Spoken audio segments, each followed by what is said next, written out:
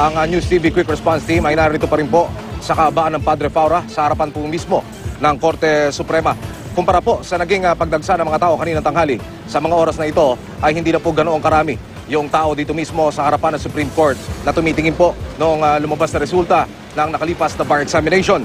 Ang bar top notcher po ngayong taon ay itong estudyante ng University of the Philippines na si Nelson Pangan. Nakakuha po siya ng markang 85.80%. Dalawa naman ang napunta sa top 2, sina Mark Xavier Oyales ng UP at Alana Luis Wilwaico ng Ateneo de Manila University na parehong nakakuha ng 85.45%. Mula naman sa Batangas University, ang ikatlong pinakamataas na si Rudy Ortea na nakakuha ng 84.20%. Kabilang din sa mga top-notcher ang mga estudyante mula sa University of San Carlos, University of Cebu at San Beda College.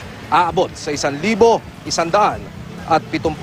mula sa mahigit 5,000 kumuha ng exam ang nakapasa. Mula 75%, ibinaba sa 73% ang passing rate ayon kay Associate Justice Arturo Brion. Kung di raw na-adjust ito, aabot lang sa mahigit 600 ang pasado sa bar exam. Mga kapuso, sa mga sandaling ito ay makakapiling po natin live si Ginoong Jasper Balboa, ang isa po sa mga pinalad at nakalusot sa bar examination. Unang-una po, sir, 10 po ng aking mga kasama sa GMA News TV. Congratulations, sir. Salamat. Ano po ang pakiramdam, sir? Kayo na po ang maglarawan sa mga tagapanood, sa publiko po. Medyo nabawasan na yung kaba. Pero kagabi, halos hindi ako nakatulog. Ngayon, medyo nararamdam ko pa yung galak. Kasi Opo. hindi lang to para sa akin, kundi para sa aking pamilya. Opo. Ibig sabihin, pamilya, sir, kayo ba'y pamilyado na? O may anak na ho, asawa? O? Pamilyado na po ako. Okay.